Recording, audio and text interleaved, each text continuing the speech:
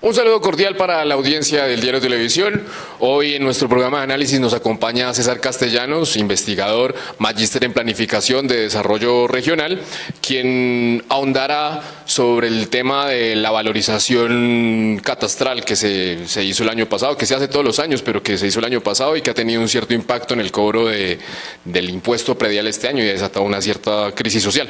Antes de entrar al análisis, los saludo a mi compañero de análisis, Carlos Molina, y también a usted, César. Gracias. Daniel, César, un gusto estar con ustedes esta tarde. Bueno, César, comentaba hace unos días que presentaron un estudio de FENALCO que realmente la crisis que se desató acá no fue por el estudio del IGAC, que el IGAC realmente hizo bien su labor, sino que fue algo más bien de, no solo de la administración Cepeda, sino de varias administraciones atrás que no han venido planeando cómo recaudar y quizás ejecutar los recursos. Bueno, Daniel, agradeciéndole, Carlos, Daniel, al diario esta oportunidad de contacto con la ciudadanía, la comunidad que sigue en redes esta importante publicación. El tema que efectivamente esta semana abordamos presentando el estudio de FENALCO que usted referencia, Daniel, tenía esa intención. Fue un estudio que se hizo, algo ese antecedente para tener también un contexto de dónde ha surgido. Se empezó a realizar hace 6 años cuando se hizo la segunda actualización catastral, luego de haber adoptado en el año 2004 el Estatuto de Rentas de la Ciudad, vigente hasta diciembre pasado, entre otras cosas, es decir, estamos hablando de un periodo largo. Y esa actualización que hace 6 años efectivamente se dio, pues si bien también tuvo un poco las mismas implicaciones de intranquilidad, de tensión social, no tuvo, digamos, el contexto, digamos, de manifestar, por lo menos hacer evidente un conflicto en términos más agudos de lo que hoy, como hoy se puede estar presentando, a pesar de que, tengo que decirlo, ese descontento era previsible que se diera por el impacto que iba a tener, y seguramente la administración podía haber sabido que esto iba a conllevar algún tipo de resistencia, pero nunca se midió que efectivamente el nivel de actualización en términos de la base gravable, es decir, el avalúo que se hizo de la propiedad base para calificar el impuesto predial, fuera a generar una situación, digamos, yo lo digo así, de distorsión de información. Tal vez el problema ha sido, precisamente FENALCO ha venido estudiando estos temas, anunciando incluso desde hace 6 años que había la necesidad de formular una serie de modificaciones, porque en esencia lo que está discutiendo no es la actuación de los gobernantes, los gobiernos como tal, sino el problema mismo de un aspecto que es sustancial en el manejo de la ciudad y en el manejo de un tema tan sensible como son los impuestos, y es cuáles son las políticas fiscales de orden local que hoy están generando estas situaciones. Porque acordémonos una cosa, Daniel, Carlos, que está pasando lo mismo en Ibagué, con otras variantes, digamos, de resolución parcial, en muchos otros municipios, porque la ley ordena que los municipios actualicen sus bases catastrales cada 5 años mínimo. Sin embargo, establece la misma ley que anualmente el valor de la base gravable para efectos de aplicar la tarifa de impuestos se actualice, o más bien se incremente solo en el valor máximo que establece la expectativa de inflación para el año que se aplica o el índice de precios al consumidor del año pasado. Entonces, ¿qué es lo que pasa? En periodos entre ajustes de valorización, se crece a la tasa de inflación, 4%, 5, 6, 7, 3%, como está creciendo ahora. Pero cuando se actualiza en el periodo quinto, en el año quinto, la base gravable no se referencia ya o no se indexa a la inflación o al IPC, sino que es el IGAC, por obligación constitucional, sale a actualizar mediante sondeos de mercado y una metodología perfectamente definida, cómo se está comportando el mercado inmobiliario, es decir, tratando de referenciar lo que se está pasando realmente para que esa información le permita a los municipios aplicar sus tarifas y con ello actualizar el cobro de lo que dependen casi que el gran componente de los ingresos corrientes con los cuales los municipios disponen recursos para invertir en la ciudad, en sus programas de gobierno. Entonces, explicar eso, digamos, también aclara una cuestión. ¿Por qué la gente dice que se incrementó del 17 al 18 del 16 al 17, perdón, se incrementó en un 300%. No es que se haya desbordado la tasa de inflación, sino que se actualizaron los precios de la vivienda. Y un hecho que es evidentemente, lo hemos explicado ahí, crecimientos de población, consolidación de un mercado inmobiliario mucho más competitivo en algunos sectores, inversiones de vivienda importantes, más una llegada masiva de migración de población en la ciudad, pues lo que hace es que provoca que en existencia de una demanda de vivienda y con tanto de suelo, pues habrá oferentes dispuestos a construir. Si esa construcción y hay una demanda agregada que estimula la inversión en edificación, pues obviamente hay una expectativa de precios de los constructores que hace que los valores se suban también. Pero acá sí existe esa demanda, o porque siguen rumorando, por ejemplo, la existencia de una burbuja inmobiliaria en Tunja. Pues evidentemente, digamos, para que uno pueda declarar digamos, en economía se puede declarar una condición de burbuja inmobiliaria, implicaría que se está produciendo más vivienda que la que se compra. Eso ya significaría, ¿correcto? Y que por esas condiciones además se generen, digamos, cambios en el precio de los bienes. No es el caso, es decir, aquí lo que sí es un hecho evidente es que hay una mayor demanda, una demanda consolidada, ha llegado más población. En 25 años casi que Tunja duplica su población, sigue llegando población, la migración de poblaciones pequeñas ya no se da directamente a Bogotá, se da hacia Tunja como lugar intermedio. Tunja consolida su condición de capital, y si hay una demanda importante y hay unos recursos de inversión derivados de bajas tasas de interés bancaria, la gente está dispuesta a invertir en vivienda y eso estimula la construcción. De hecho, Tunja es una de las ciudades que está referenciada en los últimos 15 años con mayores tasas de crecimiento de la edificación per cápita, es decir, comparándola con el volumen de su población. Y tal como lo certifica el Departamento Administrativo Nacional de Estadística, el DANE, Tunja es una de las ciudades, la ciudad que en los últimos 15 años presenta el índice de valorización predial más alto del país. O sea, son condiciones que efectivamente estimulan. Ahora, claro que sí, Daniel, hablaría uno que hay una expectativa muy grande de inversión en construcción, no solamente con el sector privado que produce la vivienda, sino además, por ejemplo, por el derivado de políticas de vivienda de interés social, las políticas gratuitas que han venido también a fortalecer. Hay una dinámica importante, eso es lo que hay que ver aquí. Pero no es que por la mayor oferta se genere mayor valor de los bienes, no. Se crece porque la demanda, a mayor demanda, es la lógica del mercado, necesariamente la expectativa de utilidad se crece. Si incluso el volumen de los bienes que se producen no es suficiente para esta cantidad de demanda, porque es un bien que se hace, digámoslo, se encarece o se sube el precio, eleva la oportunidad de utilidad de los constructores, legítimo en una condición de una economía de mercado. César, tocando un poco el tema de lo social, entonces podría deducir que el pensamiento de la gran mayoría de los tunjanos y ese descontento por el predial y otras cosas más es que a pesar de que Tunja muestre desarrollo en vivienda en grandes centros comerciales y eso, o sea, queremos todavía vivir como pueblo y pagar como pueblo, o sea, queremos que Tunja presente desarrollo y todo eso, pero queremos pagar como pueblo. Entonces por eso es que estamos descontentos, ¿se podría decir eso? Digamos que ese tipo de manifestaciones, digamos, pueden tener un poco de sentido en ese aspecto. Es decir, lo que en Tunja ha pasado es que estamos viviendo una etapa de transición entre ser una pequeña ciudad intermedia, capital de departamento con una población baja, a ser una ciudad intermedia con un volumen de población que todavía aún es lejos de las poblaciones que tiene, por ejemplo, Villavicencio. De los 500, 400. Casi 600.000 habitantes. Es una cosa impresionante. Tunja tiene 220.000 habitantes mal contados, incluso con una población flotante de unos 30.000. Pero ese volumen de población en una condición de cercanía a Bogotá, sobre todo del tipo de la base económica de la ciudad, Daniel y Carlos, es importante.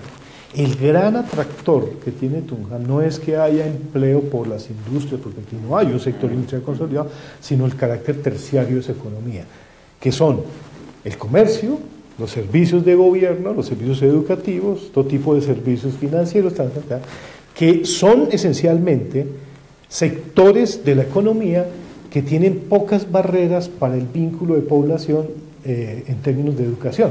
Me explico.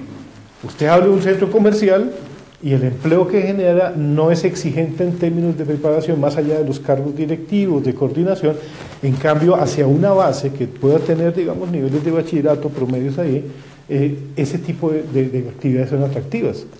En fin, el comercio mismo no exige maestría pues para poder atender un internet, pero tampoco limita que una persona que no encuentra empleo en una actividad pueda, a pesar de tener una formación de posgrado, puede incluso vincularse a una actividad de comercio sin que eso signifique, digamos, o más bien, significando con ello que le permite por lo menos garantizar un ingreso, así no sea el esperado al que sus estudios le dan.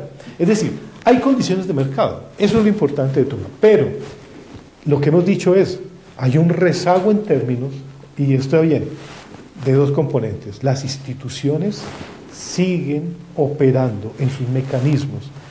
Está lo del predial es un ejemplo, con elementos de hace 15 o 20 años.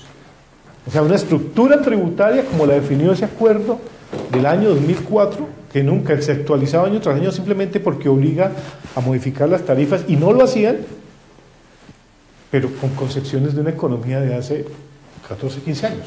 ¿Cuáles serían las concepciones de una economía de hoy? Las concepciones de una economía son hoy entender que hay sectores dinámicos de la economía que han generado incluso sectores a ingresos medios altos e ingresos altos, que ya los podemos ver en la ciudad. En la ciudad eso se llama, digamos, hay un proceso de transición hacia una ciudad segregante. Me explico. Ya no, aquí los sectores o los estratos no se podían definir, digamos, hasta hace muy poco tiempo, y aún todavía se mantienen, no distinguía, digamos, las condiciones sociales.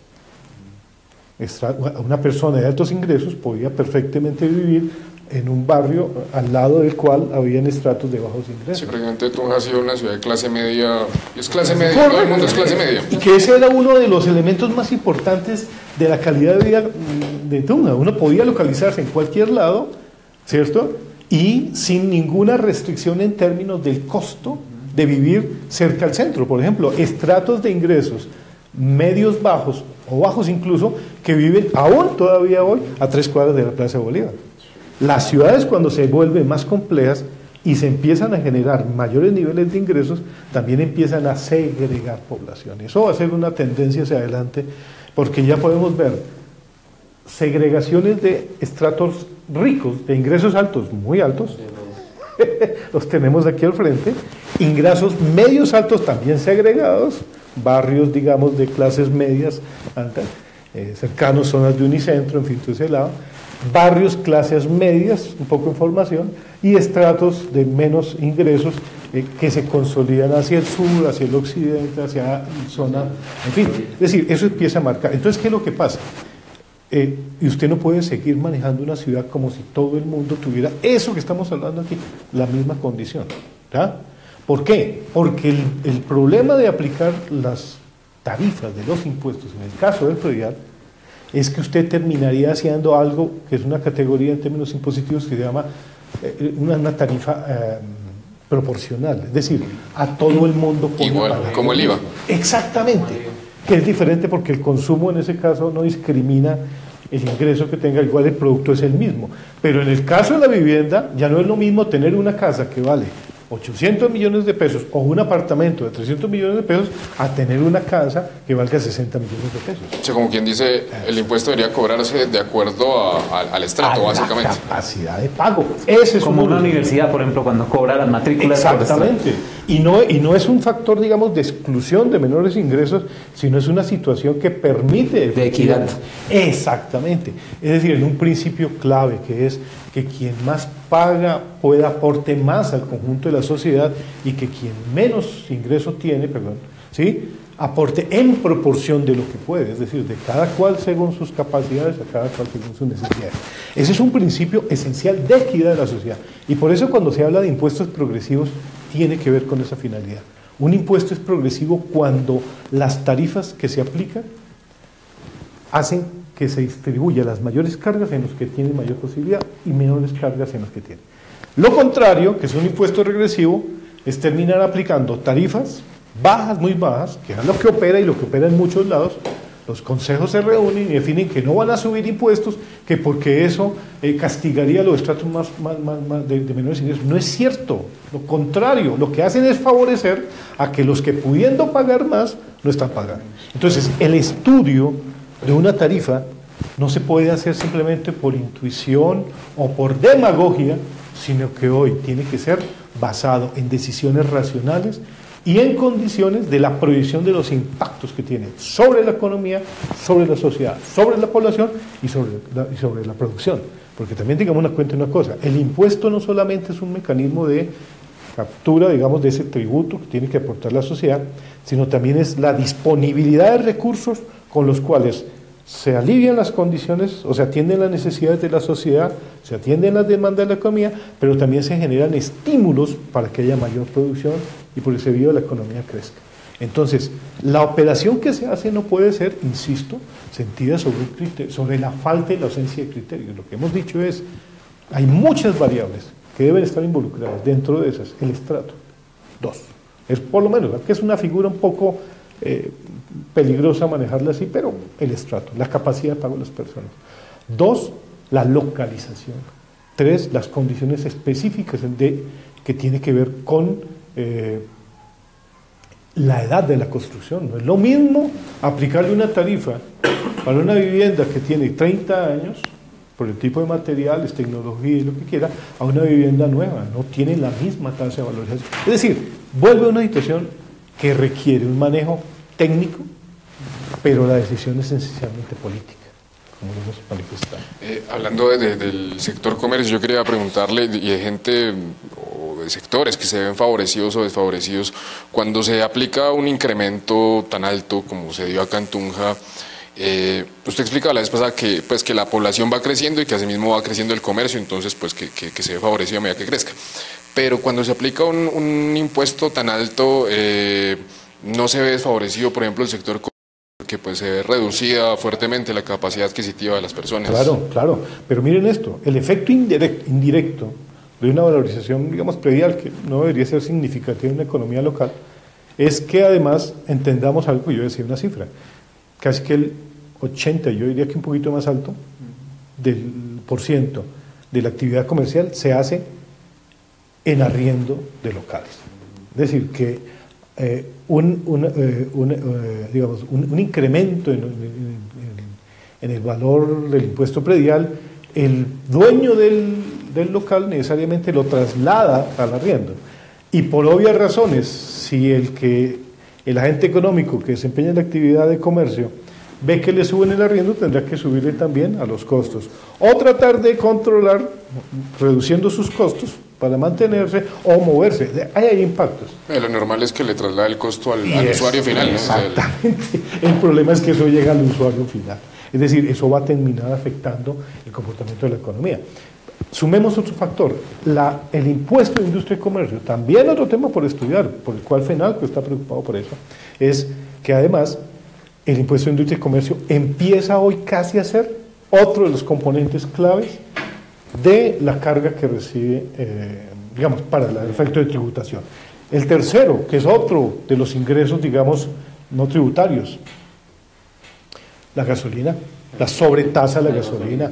Agréguele otro, la sobretasa que se paga a la corporación autónoma regional, es decir, los costos ambientales, que se trasladan indirectamente en el costo de los servicios públicos, es decir, en la recolección del aseo, tarifas que van a subir y que se van a cargar también. Vaya a ver cuánto vale la tarifa para actividad comercial en la ciudad de agua. Ahí está subiendo. Entonces aquí hay un fenómeno de bola de nieve que va creciendo y que realmente va a terminar desestimulando inversión en la ciudad, trasladando costos adicionales que se ven replicados en el costo de los bienes y los servicios, y efectivamente, yo lo digo, lo aseguro, es posible que próximos años la ciudad pierda esa otra característica que siempre ha tenido, que era de ser una ciudad con un comportamiento de índices de precios al consumidor relativamente bajo con respecto al resto del país. Pues hoy ya vamos a estar por lo menos con precios de los bienes más o menos similares al promedio nacional, o sea, al de una economía grande como Medellín, Cali, Barranquilla, pero con condiciones, digamos, de digamos, de una demanda limitada, si se quiera, por términos de que el ingreso medio, es decir, la plata que disponemos todos, los sueldos aquí en promedio son desproporcionados con respecto a lo que se gana en Bogotá. Así de sencillo. Es decir, esas son las variables. Uno no puede sentarse a tomar determinaciones de un impuesto simplemente porque, por la intuición o porque amanecido de buen o mal genio. La ciudad requiere una mirada técnica, especializada, que oriente y tome decisiones políticas seriamente, responsablemente. Esta no es una economía chica, es una economía que está en formación. César, aprovecho para preguntarle a usted, que es experto en planificación territorial. Bueno, uno ve, yo llevo 2 años y medio viviendo acá, pero pues veo que es evidente que el crecimiento de Tunja está hacia el norte, ¿sí? Sencillamente no hay muy buenas opciones de generación de empleo, a diferencia de Duitama y Sogamoso, porque ellos tienen la industria. Tunja no puede tener industria, o sí podría, o cómo haría para que la industria se asentara acá en Tunja. Y otra cosa es si las administraciones municipales sí han construido bien su POT, porque por ejemplo uno de los problemas ahorita es el frigorífico. El frigorífico ha tenido problemas porque según figuras que defienden la no construcción, pues atenta contra los reservorios de agua y eso, y pues ahorita en este momento estamos comiendo carne picha, entre comillas, por eso. Entonces, ¿cómo hacemos esa para que, o sea, de pronto sí puede una empresa cementera, así como Argos o X o Y empresa, centrar su mirada en Tunja a pesar de que solo tenga una línea de crecimiento? Bueno, digamos que, primer aspecto, lo que define la base económica de una ciudad es un proceso histórico, además, no solamente, digamos, de las condiciones específicas de acceso a los recursos naturales, dotaciones ambientales, los recursos específicos que son los que facilitaron, por ejemplo, la generación de enclaves industriales en Sogamoso en los años 50, vía políticas de desarrollo inducido. En fin, Tunja, a pesar de que su territorio, digamos, es escaso en recursos que permitieran la generación de una economía industrial. Digamos, puede que el caolín haya sido una empresa aquí importante, una actividad importante en la extracción del caolín, de hecho las condiciones geológicas así lo daban, pero la ausencia histórica, casi que permanente, del abastecimiento de agua, que ha sido la constante, digamos, histórica, resuelta en los años 80, finales de los años 80, con las inversiones del orden nacional y con unas estrategias, en fin, nunca facilitó que la industria se desarrollara aquí. ¿Correcto? 2, sí, Duitama y Sogamoso, que lo consolidaron como tal, pero además porque no existía un principio básico de la economía, las ventajas comparativas para que la industria localizara aquí, nunca la dio. Tunja no tenía las condiciones, ni las va a tener nunca, de la industria tradicional. Tunja consolida por eso una condición de centro estudiantil, estudios, servicios de gobierno, en fin, por las condiciones específicas de una población y su condición de gobierno. Hoy diría que no es posible pensar, incluso las estrategias de desarrollo económico están mostrando que el sector industrial dejó de ser el motor de la economía. Hoy estamos en el campo en el que en la sociedad del conocimiento son los sectores terciarios de los servicios, del conocimiento, los generadores de ese potencial. Yo de hecho hice un estudio que se hizo aquí con Naciones Unidas, se lo hicimos para la alcaldía de Tunja, que fue el proyecto o la idea que tenía la alcaldía de Tunja Ciudad del Conocimiento. Ese documento lo escribió y ahí está planteado. Esa es la salida. Hoy Tunja tiene una posibilidad de construir una economía basada en el conocimiento sin que eso implique impactos ambientales, por lo tanto, más allá de los que ya tenemos consolidados. O sea, ¿podría ser el turismo también? El turismo... Pero por supuesto, potencialmente, porque una cosa es decir que esto tiene un atractivo turístico, genera algún nivel de demanda, pero todavía no ha estructurado un adecuado sistema. Es decir, Tunja además estructuralmente siempre ha tenido niveles de desempleo altos por encima del promedio, por una condición. El problema de las actividades que Tunja son predominantes, educación, servicios de gobierno, se comportan de manera estacionaria.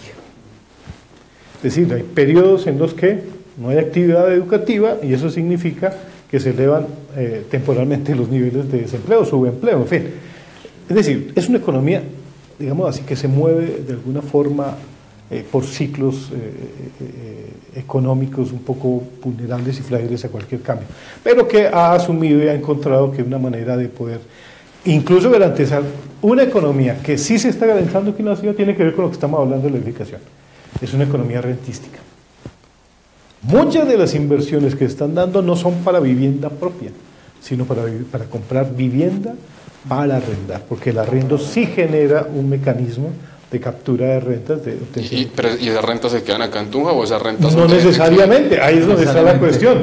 Puede que ya se reinvierta, o sea, el pensionado que tiene unos recursos y tal, invierte, compra un apartamento, pero tiene su vivienda en otro lado, en fin, Bogotá, ahí viene o compra una finca, exactamente. Entonces, eso, ahora, esa, por ejemplo, en términos del impuesto, es otra de los factores que yo he sugerido, se debe contemplar.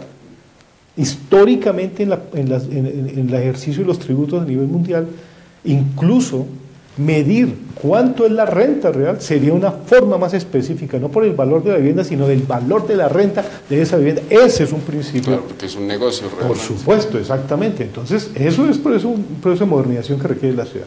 Ahora, segundo, plan de ordenamiento. Por supuesto, siempre lo he dicho.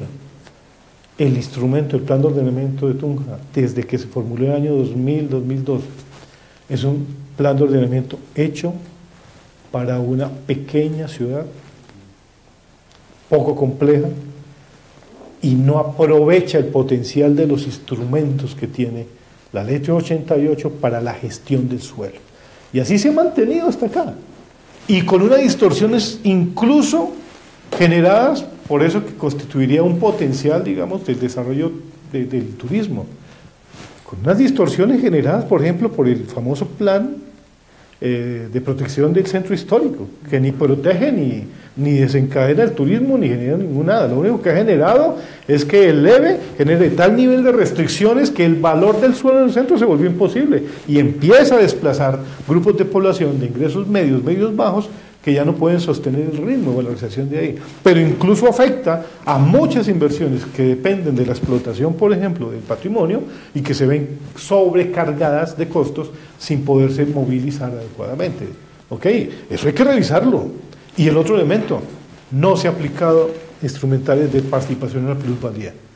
Todo el sector de desarrollo aquí de la zona norte, donde se está encendiendo la vía universitaria, esa vía universitaria se hizo pactando exención de la plusvalía para todos los predios que hoy generaron, que en términos de los últimos 16 años, 15 años, han generado un incremento altísimo del cual no se ha recuperado ni siquiera un peso para la ciudad y para la sociedad. O sea, revisar el plan de ordenamiento es hoy prioritario y lo están haciendo, la ley lo obliga, pero no sabemos cómo lo están haciendo, no se ha discutido, ¿dónde están las propuestas? La academia no ha sido invitada, no ha sido invitada a la sociedad, ¿dónde está? Ese es el tema de hoy también, que tendría muchas implicaciones.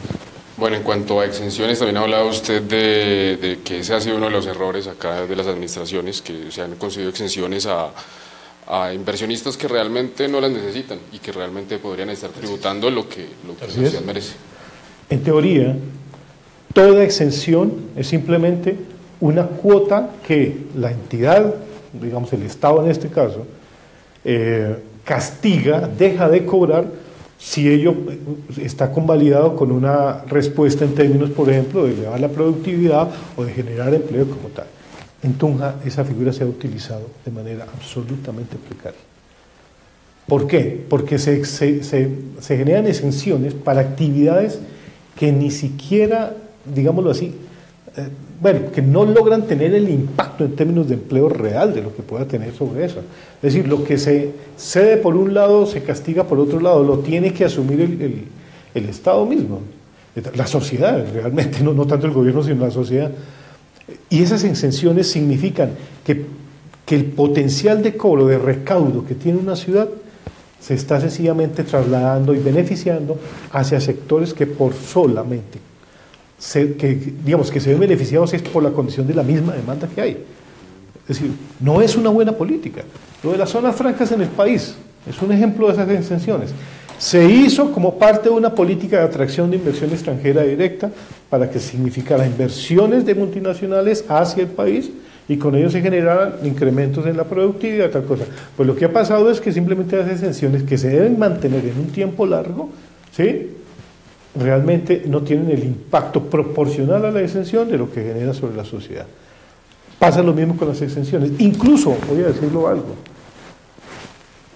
las exenciones por pronto pago no es una buena política. Justamente eso le iba a preguntar, porque una de las conclusiones a las que llegó ese día cuando estaban presentando el estudio era que gradualmente tendrían que ir desapareciendo esos descuentos, pero vea usted hoy, por ejemplo, o sea, si hoy ya es impopular, imagínese cuando quiten esos descuentos. Pero, claro, porque es que lo que usted hace es simplemente, con eso, aquí, es decir, beneficia al que teniendo el recurso, paga anticipadamente, y está bien, digamos, es lógico, para eso está, y si usted tiene la plata y paga, pues es lógico, y es su derecho reclamar esa reducción.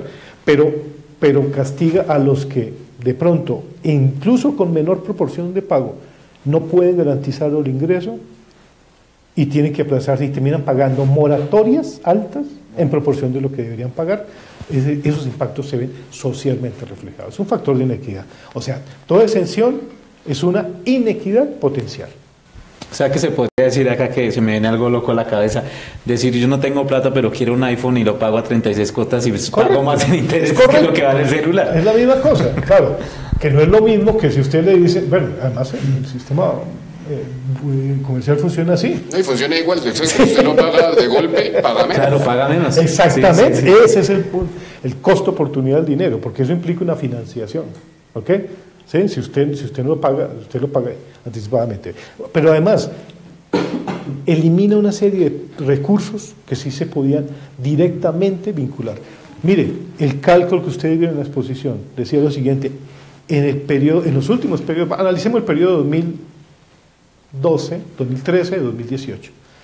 El nivel de los recursos que se dejaron de cobrar por factores de exención, moratorias, ineficacia del municipio para cobrar los recursos y por la ausencia de un proceso de actualización de la base gravable anualmente, representa cerca de 39.000 millones de pesos, es decir, cerca de 9.000 millones por año, es decir, que equivale al mismo costo de los empréstitos que están adquiriendo las alcaldías para poder hacer inversión en recursos. Pues esa plata es más costosa porque es plata de crédito que hay que pagar.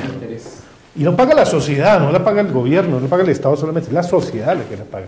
De tal manera que no sería mejor pensar unas tasas, una actualización permanente, segundo, unas tasas un poquito más planas, pero que garantizaran una cuota creciente, progresiva en el tiempo y que no tuviera las posibilidades de tener estas,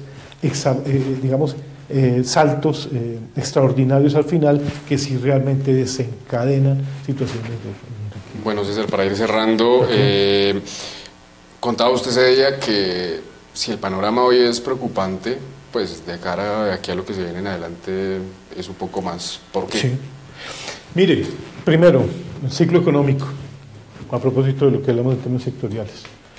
Estamos a nivel nacional, hay un proceso, digamos, de desaceleración económica evidente, que la recuperación va a tardar por lo menos unos 3 o 4 años. En procesos de recuperación, sectores, digamos, que son jalonadores de reactivación, digamos, que reactivan la economía, como la construcción, van a simplemente llegar a niveles ya no a los que se alcanzaron anteriormente. O sea, el escenario de la ciudad no puede seguirse proyectando a partir de lo que pasó, porque esto fue extraordinario. La producción de vivienda en los últimos años, casi 2 millones de metros cuadrados en los últimos 10 años, significó simplemente que se estuvo produciendo lo que no se ha producido en los últimos 20. Sí. Y seguirse generaría ahí una burbuja. Exacto, pero aquí para allá no va a seguir creciendo más de lo que ya creció. Incluso va a contener una condición, digamos, de estancamiento de la construcción, a pesar de que se va a seguir construyendo, pero ya no en los ritmos que venía. De tal manera que las proyecciones financieras y fiscales de la ciudad no se pueden seguir jugando hacia variables que van a tener una modificación en el tiempo. Y segundo, el costo de vida es un factor que es absolutamente dramático porque castiga directamente el ingreso de las personas. Y eso es lo que yo estoy anticipando. El costo de vida al elevarse significará que usted va a tener mejor, digamos, va a perder, o sea, la pérdida de la capacidad del ingreso y capacidad de compra, y eso significa un periodo de estancamiento económico en la ciudad, por lo menos de inversión. En una situación frágil, aquí se requieren unas políticas públicas claras, proyecciones económicas serias, de largo plazo, una mirada estructural de la ciudad, una actualización y modernización de su aparato institucional. Hay algo más allá, que usted bien lo dijo, Carlos, no se puede seguir manejando, David, con las mismas, digámoslo así, intuiciones sin querer, por supuesto, menospreciar lo que ha sido el papel de muchas personas que han acompañado las decisiones, pero las decisiones de gobierno y las decisiones de inversión en la ciudad hoy están requiriendo un sistema, digamos, de información clara. Y parte de eso es lo que estamos hablando aquí. Si hay una información clara, si las instituciones tienen información permanente, anticipada de lo que está pasando, las decisiones de los agentes económicos se pueden adaptar a condiciones de cambio. Y de las familias, que es lo más importante. Bueno, Carlos, ¿tiene algo más que agregar? No, César, gracias por haber compartido estos minutos acá. Muy rica la charla. Espero que pues a nuestros seguidores y a las personas que nos ven en este momento hayan aprendido. César es un gran conocedor del tema y nuevamente pues acá las puertas del diario siempre abiertas para usted. Por supuesto, Carlos, gracias, David, muy amables por la invitación. Y estos temas, digamos, que comprometen la ciudad, lo hemos hecho desde un ejercicio académico investigativo también, pero también con la intención de que sean parte un poco de alimentar en esto que ustedes también están proyectando, de que la información frente a la ciudadanía sea objetiva, clara y deje, bueno, que la gente tenga la posibilidad de formar su opinión respecto a estas cuestiones. Okay. Muchas gracias. Bueno, César, también le extiendo un agradecimiento y a ustedes los invito a acompañarnos en una próxima ocasión. No olvide seguirnos en nuestras redes sociales, @eldiarioboyacá en Twitter y periódico El Diario Boyacá en Facebook. Hasta una próxima.